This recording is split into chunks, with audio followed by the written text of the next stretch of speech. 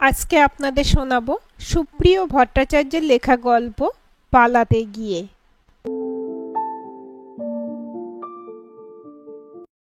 বিছানায় উল্টো হয়ে শুয়ে ইন্টারভিউয়ের ফর্ম ফিল আপ করছি। মা চায়ের কাপের তলায় একটা খাম নিয়ে ঘরে ঢুকে বললেন, দেখ অন্বেষা, তোর নিজের যদি কোনো পছন্দের ছেলে থাকে তাহলে সেটা আমাকে বলতে পারিস। যখনই কোনো সম্বন্ধ নিয়ে এসেছি তুই তোর পড়া পরীক্ষা এই সব আছিলাই সব না করে দিয়েছিস।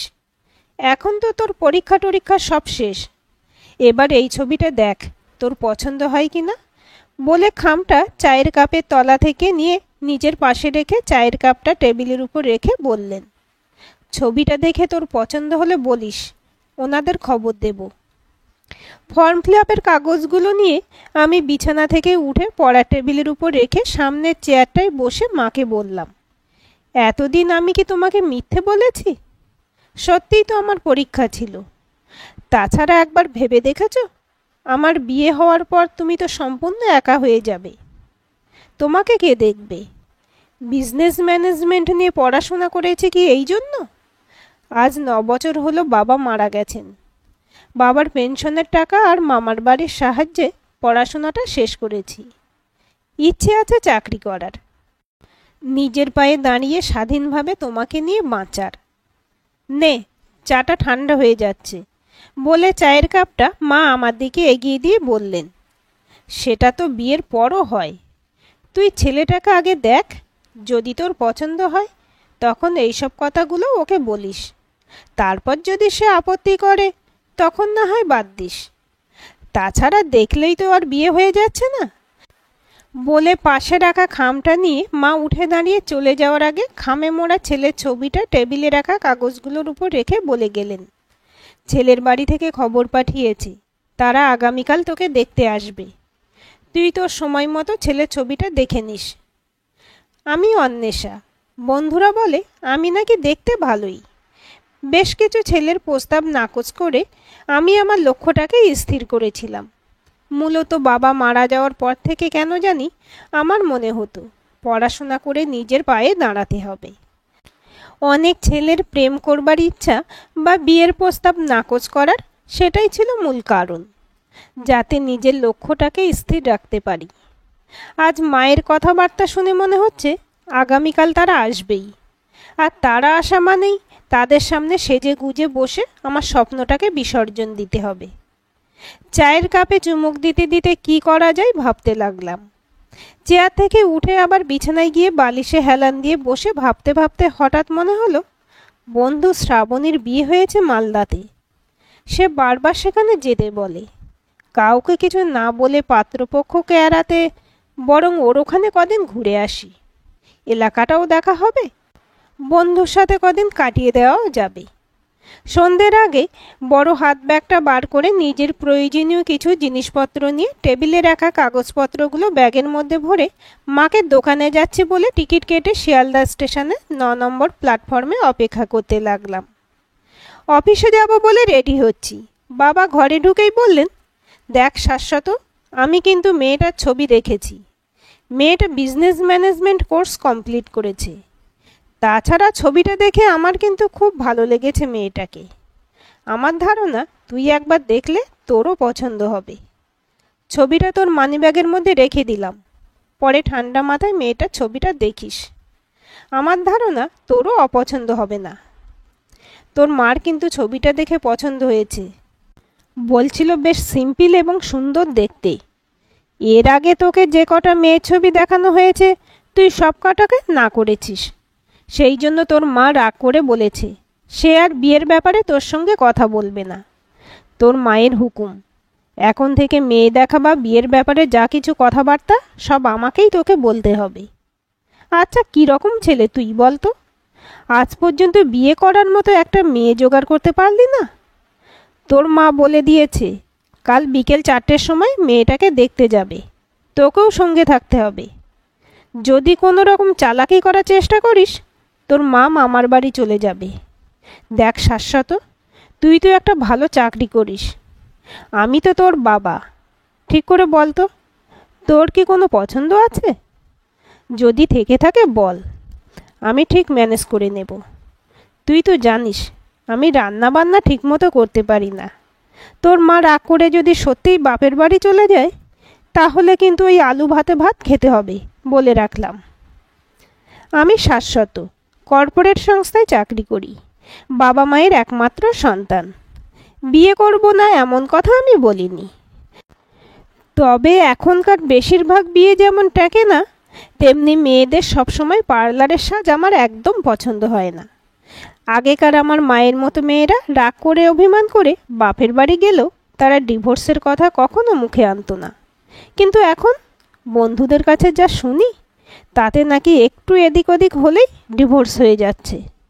অতিরিক্ত রংচং মেখে মেকআপ করাটা আমি ব্যক্তিগতভাবে পছন্দ করি না, কারণ প্রতিটা মেয়েরই একটা নিজস্ব রূপ থাকে। সেই রূপটাকে মেকআপ দিয়ে ঢেকে তারা নিজস্বতা হারিয়ে ফেলে। আমি তো সেই মেয়ে খুঁজছি যে মেয়ে নিজেকে মেকআপের আড়ালে ঢেকে রাখে না। বাবা মা যে প্ল্যান করেছে তার থেকে বাঁচতে মনে হচ্ছে 2-4 দিন গা ঢাকা দিয়ে থাকতে হবে। কিন্তু কোথায় যাই? অফিসের ব্যাগটা গোছাতে গোছাতে মনে হলো রমেশটা বারবার বলে ওর ওখান থেকে ঘুরে আসতে। যাব বলি, কিন্তু যাওয়া হয় না। মনে মনে ভেবে নিলাম আজ অফিস থেকে বেরিয়ে সোজা শিয়ালদা স্টেশন থেকে নর্থ বেঙ্গলের ট্রেন ধরে কিশনগঞ্জে বন্ধু রমেশের ওখানে যাব। অফিসের ব্যাগটার মধ্যে ল্যাপটপ, 2টো হাফ প্যান্ট আর 2টো টি শার্ট ভরে নিলাম। অফিসের কাজকর্ম মিটিয়ে বসের সঙ্গে দেখা করে বললাম 3 দিনের ছুটি লাগবে। বস বললেন, কী কারণে ছুটি চাইছেন সেটা ইমেল করে পাঠিয়ে দিন। নিজের টেবিলে এসে যে কাজগুলো ছিল সেগুলো করে অফিস থেকে বেরোবার আগে আমার কিছু ডাক্তারি পরীক্ষা করাতে হবে বলে বসকে ইমেল করে বেরিয়ে পড়লাম। শিয়ালদা স্টেশনের 9 নম্বর প্ল্যাটফর্মের সামনের দিকটায় বেশ ভিড়। পিছন দিকে কিছুটা হাঁটার পর দেখলাম বেশ ফাঁকা। আরও কিছুটা এগিয়ে গিয়ে দেখলাম একটা মেয়ে একা বসে আছে। আমি সেখানটায় 2টো চেয়ার বাদ দিয়ে বসে পড়লাম। মেয়েটি তার চুলের ফাঁক দিয়ে আমার দিকে একবার তাকিয়ে মুখটা কীরকম ভেঙিয়ে বলল, এত জায়গা থাকতে এখানেই বসা দরকার। আমি মেয়েটার দিকে তাকিয়ে বললাম, এক্সকিউজ মি, আপনি কি আমাকে কিছু বলছেন?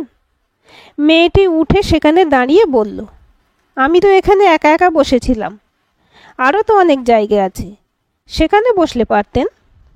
মেয়েটির দিকে তাকিয়ে দেখতে লাগলাম। বড় বড় টানা টানা 2টো চোখ, এক মাথা খোলা চুল, কোনো প্রসাধনও চিহ্ন নেই, একটা অন্যরকম সুন্দর। তার দিকে তাকিয়ে আছি দেখে সে বলল, কোনোদিন মেয়ে দেখেননি নাকি? হাঁ করে তাকিয়ে আছেন। আমি সেখান থেকে উঠে মেয়েটিকে বললাম, আপনি ঠিক ধরেছেন, আপনার মতো আগে কাউকে দেখিনি। বুঝতে পারছি আপনি বিরক্ত হচ্ছেন, ঠিক আছে আপনি একা বসুন, আমি ওই দিকটায় যাচ্ছি, বলে মেয়েটিকে আর একবার দেখে আরও এগিয়ে গিয়ে একটা পিলারের আড়ালে বেঞ্চিতে বসলাম। মিনিট 15 পরে মেয়েটি আস্তে আস্তে এগিয়ে এসে আমার বসা বেঞ্চিটাতে বসে বলল, ওখানটায় 3টে ছেলে এসে বিরক্ত করছে, তাই এখানটায় উঠে এলাম। আমি সেদিকটায় যাব বলে উঠে দাঁড়াতেই মেয়েটি আমার হাত চেপে ধরে বলল, না যেতে হবে না, ওরা ভালো না, নেশা করে আছে। বললাম, ঠিক আছে, তাহলে এখানে না বসে সামনের দিকে চলুন, ওই দিকটায় লোকজন বেশি আছে। মেয়েটি উঠে বলল, তাই চলুন। মাতাল ছেলে 3টিকে ক্রস করে মেয়েটিকে জিজ্ঞাসা করলাম, যাচ্ছেন কোথায়? সঙ্গে সঙ্গেই বললাম, না সরি, এটা আমার জিজ্ঞাসা করা উচিত না। মেয়েটি বলল, না না ঠিক আছে, আমি মালদা যাব। আপনি? আমি কিষানগঞ্জ। বলে বললাম, এখানটাতে বসতে পারেন। বসে পড়ে বললাম, একটু চা হলে ভালো হতো। মেয়েটি বলল, মন্দ হতো না, চলুন সামনের দিকে আছে। চা খাওয়ার পর দাম দেওয়ার জন্য ছেলেটি তার পকেট থেকে মানিব্যাগ বার করতে গিয়ে আমার হাতে ধাক্কা লেগে সেটি মাটিতে পড়ে যায়। আমি নিচু হয়ে তুলতে গিয়ে দেখি ব্যাগের ভিতর থেকে টাকা, ট্রেনের টিকিটের সঙ্গে বেরিয়ে আসা আমার ছবি। আমি হতবাক হয়ে সেটাকে ভালো করে দেখে আবার ব্যাগের মধ্যে রেখে তার হাতে দিয়ে ভালো করে ছেলেটিকে দেখতে লাগলাম আর ভাবতে লাগলাম, আমার ছবি এর মানিব্যাগে কেন? হঠাৎ মনে পড়ল, তাহলে এদেরই কি আমাকে দেখতে আসার কথা ছিল? নিজের উপর রাগ হতে লাগলো। মা ছবিটা টেবিলের উপর রেখে বারবার দেখতে বলেছিল। আমি সেটা না দেখে ফেলে রেখে এসেছি। দাঁতে নখ কাটতে কাটতে মনে করতে লাগলাম, ওখানে যে কাগজগুলো ছিল সবই তো ব্যাগের মধ্যে ভরে নিয়েছিলাম। তাহলে সেই কাগজের সঙ্গে ছবিটা ব্যাগের মধ্যে নেই তো? একটু সরে এসে কাঁধে থেকে ব্যাগটা নামিয়ে চেন খুলে ভিতরে খুঁজতে খুঁজতে খামটা পেয়ে গেলাম। বুকের মধ্যে ধুকপুকানি বেড়ে গেল। আস্তে আস্তে খামটা খুলে ছবিটা বার করতেই দেখি এই ছেলেটাই তো। ছেলেটি পাশ থেকে জিজ্ঞাসা করলো, কিছু হারিয়ে গেছে? খুঁজছেন?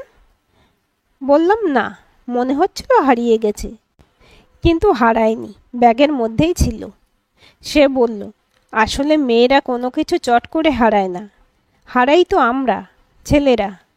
কখন যে কোথায় কি রাখি মাঝে মধ্যে খুঁজেই পাই না। কৌতূহলবশত জিজ্ঞাসা করলাম, আপনার এই অভিজ্ঞতার কারণ? সে সরলতায় ভরা হাসি হেসে বলল, বাড়িতে আমি আর বাবা সবসময় জিনিসপত্র হারাই। মা রাগ করে বকাবকি করে, কিন্তু সেই মাই আবার পরে সব খুঁজে দেয়। অথচ মাকে কিন্তু কখনো দেখিনি কোনো জিনিস হন্যে হয়ে খুঁজছেন। আমার কেন যেন ছেলেটাকে ভালো লাগতে লাগলো। তাই তার কাছ থেকে আরও কিছু শোনার জন্য আমি নিজেই বললাম, চলুন একটু ফাঁকা জায়গা দেখে বসি। চলুন বলে ছেলেটা আমার থেকে 1-1.5 হাত দূরত্ব রেখে হাঁটতে লাগলো। কিছুটা এগিয়ে গিয়ে ফাঁকা বেঞ্চ দেখে সেখানে বসে মনে মনে ভাবলাম, ছেলেটার নামটা কি সেটা জানা দরকার। কিন্তু সরাসরি কি নাম আপনার সেটা জিজ্ঞাসা না করে নিজের নাম বলে বললাম, আমি অন্বেষা। ছেলেটি আমার মুখের দিকে তাকালো, তারপর বলল, নাইস নেম। বললাম, আপনি জানেন অন্বেষা মানে কি? ছেলেটি পিঠে থেকে ব্যাগটা নামিয়ে পাশে রেখে হেসে বলল, আপনার নামের অর্থ আগ্রহী। জিজ্ঞাসা করতে যাচ্ছিলাম সে মাস্টারি করে কিনা, কিন্তু তার আগেই সে বলল, আমার নাম শাশ্বত। বললাম, আপনি কি অফিসের কাজে কোথাও যাচ্ছেন? শাশ্বত কিছু সময় চুপ করে থাকলো, তারপর দূরে একটা লোকাল ট্রেন কোনো একটা প্ল্যাটফর্মে ঢুকছে সেদিকে তাকিয়ে বলল, না। বললাম, তাহলে বেড়াতে? সে মাথা নাড়ল, তারপর বলল, আসলে কাল আমার মেয়ে দেখতে যাওয়ার কথা ছিল, সেটা এড়াতেই বন্ধুর ওখানে যাচ্ছি। আমি নড়ে চড়ে বসে বললাম, কেন? আপনার কি কোনো প্রেম টেম আছে নাকি, যেটা বাড়ি থেকে মেনে নিচ্ছে না? শাশ্বত এবার আমার দিকে তাকিয়ে হাসতে হাসতে বলল, ধুস, ওসব না। আমি একটু অবাক হয়ে বললাম, তাহলে? শাশ্বত বলল, দেখুন, আপনার শুনলে হয়তো ভালো লাগবে না, তাই বলছি, থাক। বললাম, না না, আমার ভালো না লাগলেও আমি কিছু মনে করব না, আপনি বলুন। আসলে সত্যি কথা বলতে চারিদিকে দেখে শুনে বিয়ে করতে ভয় পাচ্ছি। বাবা মা যতই বিয়ের জন্য চাপাচাপি করুক না কেন, এখন দিব্যি তাদের নিয়ে আছি। শেষে বিয়ে করে যদি বলে। কথা শেষ না করে শাশ্বত বলল, আমার এক উকিল বন্ধুর 18 মাস আগে বিয়ে হয়েছিল, 3 মাস আগে তাদের বিচ্ছেদও হয়ে গেছে। সেই বন্ধুই আমাকে বলেছে, তাদের কোর্টে এখন যত কেস আসছে তার মধ্যে 40% বিচ্ছেদের মামলাই আসছে। বলে শেষে সাবধান করে দিয়ে বলেছে, তুই ভালো আছিস, আর যাই করিস বিয়ে করিস না। বললাম, ও, তাহলে আপনার উকিল বন্ধু বারণ করেছে বলে বিয়ে করতে চাইছেন না? শাশ্বত বলল, হ্যাঁ, সেটা যেমন আছে, তেমনি মেয়েদের ওই সপ্তাহে মেকআপ করা, রং মাখা আমার পছন্দ হয় না। কারণ প্রত্যেকটা মেয়ের তার একটা নিজস্ব সৌন্দর্য থাকে, তা সে ফর্সা হোক, শ্যামলা হোক বা কালো। মেকআপ বা রংচং করার পর সে বোঝে না তাকে মোটেও ভালো লাগে না, অথচ চকচকে দেখানোর জন্য এগুলো করা কতটা যে স্কিনের ক্ষতি সেটা তারা বুঝেও বোঝে না। আর ঠিক এই জায়গায় আমার আপত্তি। এই তো আপনি আমার সামনে বসে আছেন, কই আপনি তো কোনো মেকআপ করেননি, অথচ এতটা রাস্তা আপনি পাড়ি দেবেন। আমি না হেসে পারলাম না, বলেই ফেললাম, তার মানে আপনি যাকে বিয়ে করবেন তার ন্যাচারালিটি থাকাটা দরকার, রং টং আপনি পছন্দ করেন না।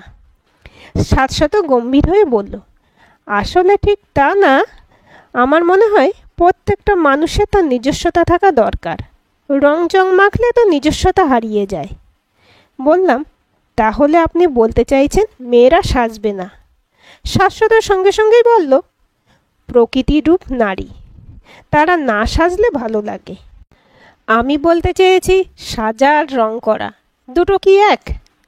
এই তো আপনিও সেজেছেন, কপালে একটা ছোট্ট টিপ, চোখে কাজল, ঠোঁটে হালকা লিপস্টিক। আপনাকে কি সুন্দর লাগছে না?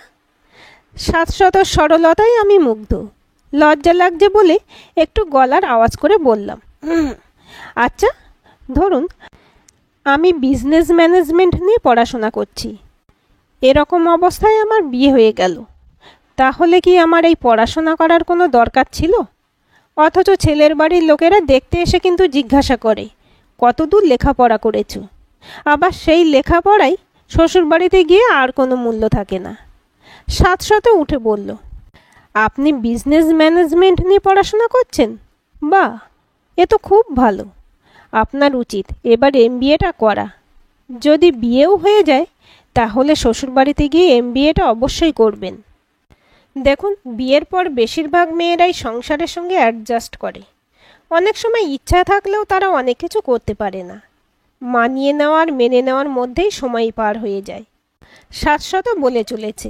আমি ওর মুখের দিকে অবাক হয়ে তাকিয়ে ভাবছি, এই ছেলেটাকে ফেলে আমি পালিয়ে যাচ্ছিলাম, যার বিচ্ছেদ আর মেকআপের অভিযোগ শুনলেই বোঝা যায় সে কতটা দায়িত্বশীল, চিন্তাভাবনা স্বচ্ছ এবং যুক্তিসঙ্গত। আমার মনে হয় ওকে আমার পরিচয়টা এবার দেওয়া দরকার। শাশ্বত বলে চলেছে। আমি তার দিকে তাকিয়ে তার কথা শুনতে শুনতে একসময় তাকে থামিয়ে বললাম, আচ্ছা শাশ্বত বাবু, যে মেয়েটাকে দেখতে যেতে হবে বলে পালিয়ে যাচ্ছিলেন তাকে আপনি কি দেখেছেন?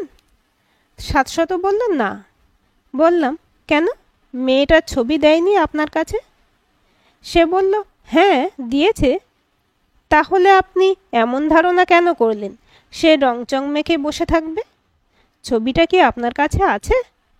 সে বলল, না।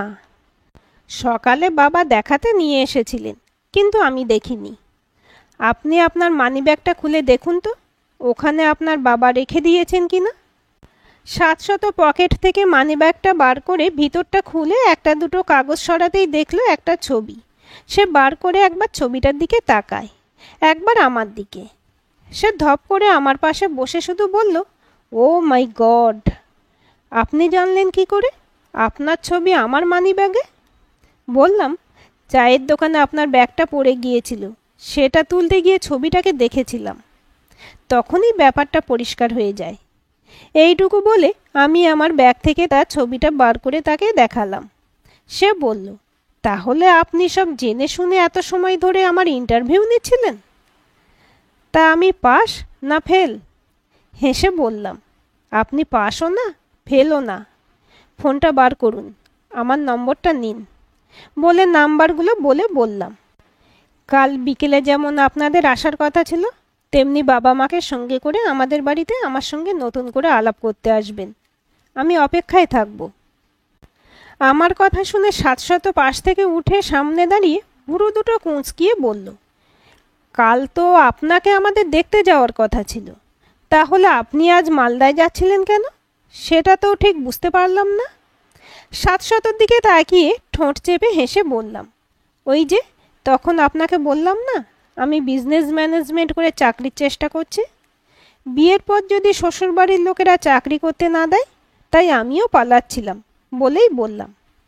এখন আর ওটা নিয়ে চিন্তা করছি না, কারণ আপনি তো বললেন বিয়ে হয়ে গেলেও শ্বশুরবাড়িতে গিয়ে এমবিএটা করতে, যাতে চাকরি পেতে সুবিধা হয়। শাশ্বত হাসতে হাসতে মাথা নেড়ে বলল, সে তো হবে, কিন্তু আমি যদি আজ স্টেশনে না এসে কাল আপনাদের বাড়ি যেতাম তাহলে তো আপনার সাথে দেখাই হতো না। ওপর দিকে তাকিয়ে বললাম, সবই ওপরওয়ালার ইচ্ছা। ঠিক তখনই খুব আস্তে আস্তে কাঞ্চনকন্যা ট্রেনটা প্ল্যাটফর্মে ঢুকতে লাগলো। আমার ইচ্ছে হচ্ছিল শাশ্বতর হাতটা ধরে বলি, চলুন বাড়ির দিকে যাই। তার আগে শাশ্বত বলল, বাড়িতে একটা ফোন করে দিন, বাড়ির লোক হয়তো চিন্তা করছেন বলল, চলুন আপনার বাড়ি পর্যন্ত আপনাকে দিয়ে আসি। দাঁড়িয়ে থাকা ট্রেনটাই উঠবার জন্য মানুষজন তাড়াহুড়ো করতে লাগলো। আমি উঠে শাশ্বতর একদম পাশে হাঁটতে হাঁটতে আমার ব্যাগের চেন খুলে ফোনটা বার করলাম। আজকের গল্পটি আপনাদের কেমন লাগলো কমেন্ট করে জানাবেন। ভালো লাগলে লাইক, শেয়ার, সাবস্ক্রাইব করবেন এবং নতুন ভিডিও আপডেট পেতে বেল আইকনটি ক্লিক করে রাখুন।